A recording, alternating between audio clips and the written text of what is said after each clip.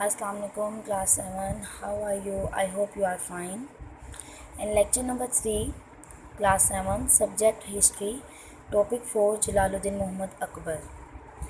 आज हम जलालुद्दीन मोहम्मद अकबर जो हैं बेटे नसीरुद्दीन मोहम्मद हुमायूं के, उनके बारे में, उनके अर्ली लाइफ और एजुकेशन के बारे में डिस्कशन करेंगे। मैं रीड करके आपको पैराग्राफ बताऊंगी क्लास, ताकि आपको इससे रिलेट ब्लैंक्स शॉर्ट क्वेश्चन को अंडरस्टैंड करने में आसानी हो। तो स्टार्ट करते हैं class. Jalaluddin Mohammad Akbar was born in 1542 AD। Jalaluddin Mohammad Akbar का birth year 1542 AD Umarkot in Pakistan में, उमरकोट में 14 अक्टूबर को इनकी बर्थ हुई। Okay class. His mother name was Hamida Bano. इनकी मदर का क्या नाम है class? Hamida Bano. Humayun was jubilant on hearing. Humayun बहुत खुश हुए ऑन हेयरिंग, सुनने के बाद, the news that he was blessed with a son. जब उन्होंने ये न्यूज़ सुनी कि उनके यहाँ बेटे की बर्थ हुई है, तो इस खबर ने उनको बहुत पुरजोश खुश कर दिया। He brought tutor from Iran. ये ईरान से मतलब अपने बेटे की। He brought tutor from Iran for the education and coaching of Akbar. Okay class. Humayun अपने बेटे जलालुद्दीन मोहम्मद अकबर की कोचिंग के लिए, टीचिंग के लिए, मतलब उनको एजुकेट करने के लिए ईरान से, एज़ वेल एज़ वो लोकल टीचर्स, उस सब कॉन्टिनेंट के रहने वाले टीचर्स को भी हायर करते थे अपने बेटों की, अपने प्रिंसेस, अपने शहज़ादों की स्टडी के लिए। तो उन्होंने ईरान से ट्यूटर्स को मंगवाया, बुलवाया, कि ताकि वो उनके बेटे, हुमायूं के बेटे जलालुद्दीन मोहम्मद अकबर को एजुकेट कर सके और कोचिंग ऑफ अकबर, अकबर की कोचिंग कर सके, उसकी रहनुमाई कर सके। And also sought the service of many local teacher. Foreigner teachers के अलावा वो सब जिस कंट्री में रहते थे, किंगडम में रहते थे, वहाँ के मुकामी उस्ताज़ा कराम को भी हायर करते थे कि वो उनके बेटे को अच्छे से एजुकेट कर सके और कोचिंग कर सके। But after all this efforts Akbar was not much into studies. Akbar का ध्यान अपनी स्टडीज़, अपनी पढ़ाई में, अपने मुताला में बिल्कुल या ना होने के बराबर था। हिज ट्यूटर ऑल्सो कंप्लेंट, उनके ट्यूटर्स, उनके जो उस्ताज़ा कराम है, that he was non serious, बहुत गैर संजीदा हैं, इन अटेंटिव, कोई तवज्जो नहीं देते। क्या कहा मैंने? हिज ट्यूटर, उनके जो उस्ताद है, कंप्लेन करते, शिकायत करते। ही वॉज नॉन सीरियस, गैर संजीदा हैं, इन अटेंटिव, तवज्जो नहीं देते, इन ही स्टडीज़, अपनी स्टडी में। अकबर, क्योंकि अब क्यों वो स्टडी भी तवज्जो नहीं दे पा रहे, अब इसकी रीज़न सामने आती है। Akbar desire to participate in such games. Akbar को पढ़ाई के, मतलब पढ़ाई का नहीं, उनको ऐसी गेम्स में पार्टिसिपेट, हिस्सा लेने का शौक़ था जिनके ज़रिए वो अपनी ब्रेवरी को, करेज को, वेलर को, अपनी बहादुरी को, शुजात को, दिलेरी को लोगों के सामने शो कर सकें, एग्जिबिट शो कर सकें। At last Humayun had to leave him on his own. जब नसीरुद्दीन मोहम्मद हुमायूं ने अपने बेटी की तरफ इतनी तवज्जो दी, उसके बावजूद वो अपनी स्टडी की तरफ फोकस नहीं कर पा रहे थे। इवन उनके उस्ताज़ा कराम ने कंप्लेन भी कर दी कि आपका बेटा पढ़ाई में दिलचस्पी नहीं ले रहा, बहुत गैर संजीदा है। तो उन्होंने अपने बेटे को उनके हाल पे छोड़ दिया। ओके क्लास, नेक्स्ट पे। When Humayun started regaining his territories in India. As you know कि हुमायूं ने 2 टाइम रूलिंग पीरियड उनका हुआ है। 15 ईयर्स गैप के बाद जब वो दोबारा सब कॉन्टिनेंट में आए और अपने इलाकों को दोबारा वो हासिल, रिगेन का मतलब दोबारा हासिल करने की कोशिश कर रहे थे अपने एरियाज़ को। Akbar was also with him. Akbar उनके साथ साथ था इन फतूहात में, इन बैटल्स में। Akbar was formally appreciated as being the key general in victory against Sikandar Shah Suri. Sher Shah Suri के सक्सेसर में से सिकंदर शाह सूरी के अगेंस्ट जो विक्ट्री हासिल हुई, उसमें अकबर को अप्रिशिएट किया गया, हौसला दिया गया।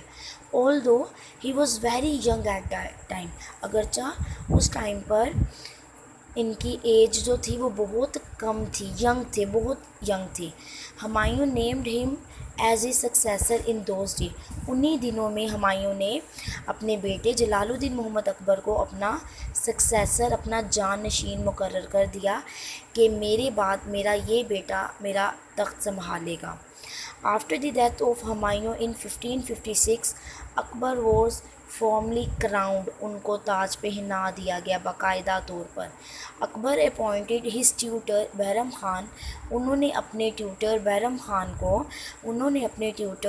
खान को इंचार्ज बनाया ऑल गवर्नमेंटल मैटर्स का, क्योंकि उस टाइम पर उनकी एज 14 साल थी।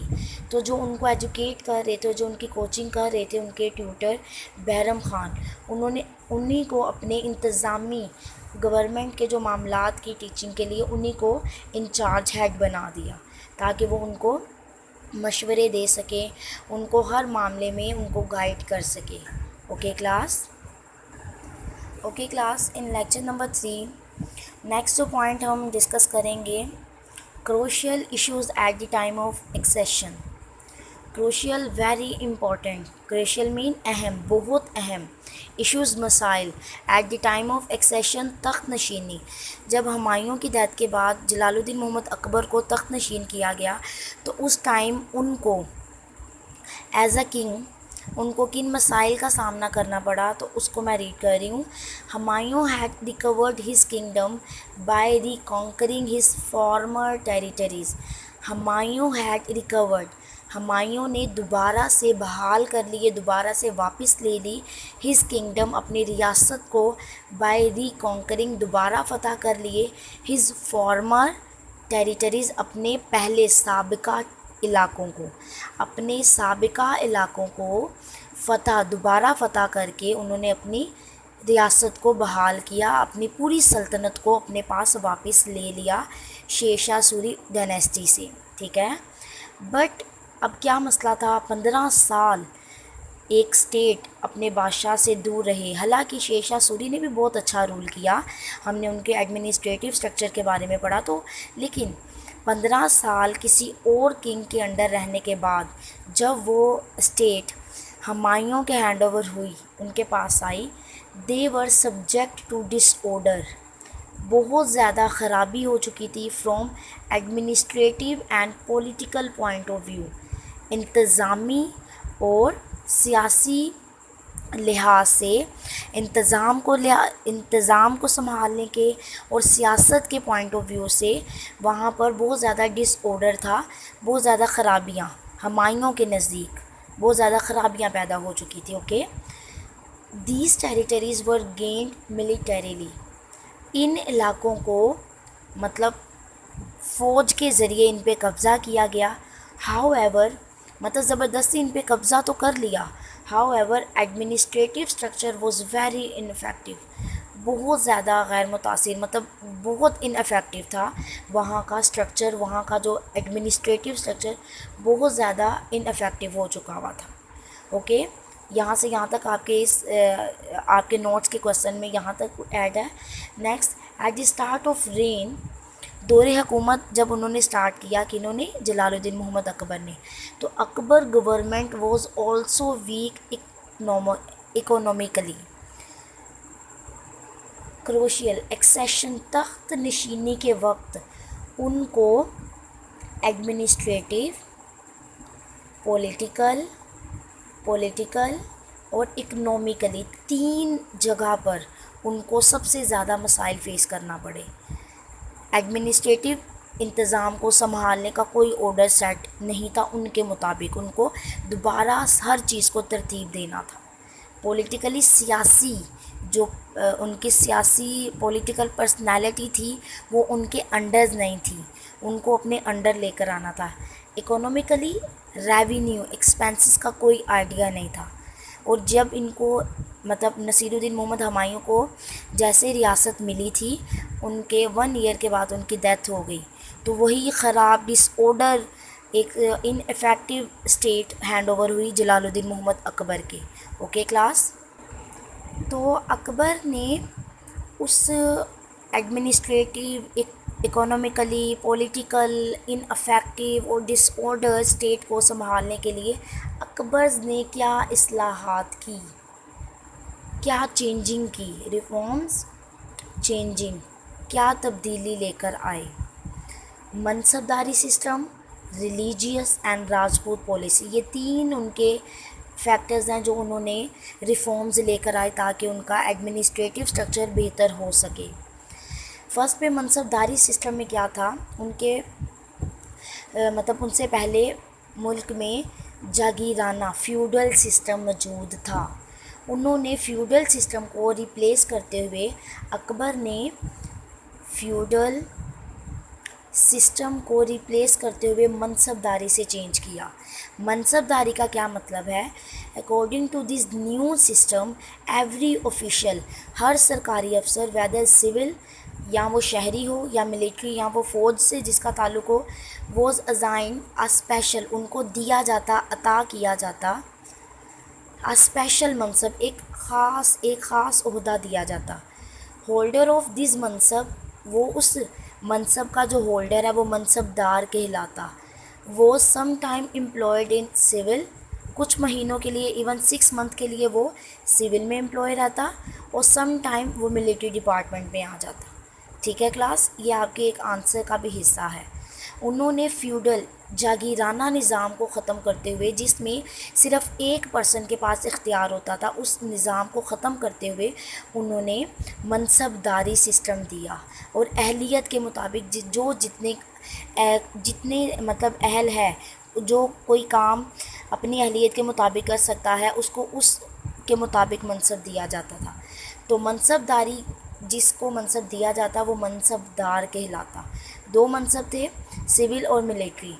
एक मनसबदार अगर 6 मंथ सिविल में है तो नेक्स्ट 6 मंथ वो मिलिट्री में होता, ताकि करप्शन, कोई धोखाधड़ी ना हो सके, कोई करप्शन, कोई मिसअंडरस्टैंडिंग या कोई मैनिपुलेट ना कर सके, लोगों को धोखा ना दे सके, रियासत को, इंतज़ाम को। Okay class, okay.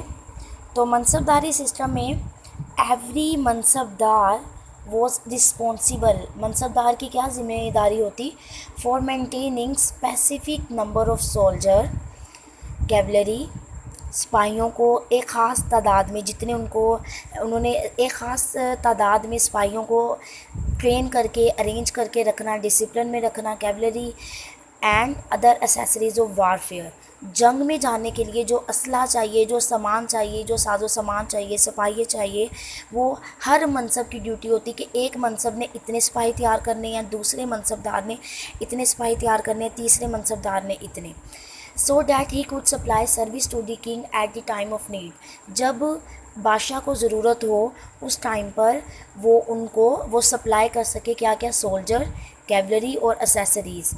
Every mansabdar was paid a salary according his rank, हर मनसबदार को उसके रैंक के मुताबिक सैलरी, तनख्वाह दी जाती थी। ओके क्लास, आई होप आपको मनसबदारी वाला पॉइंट जो अकबर ने रिफॉर्म्स की थी वो समझ आया होगा।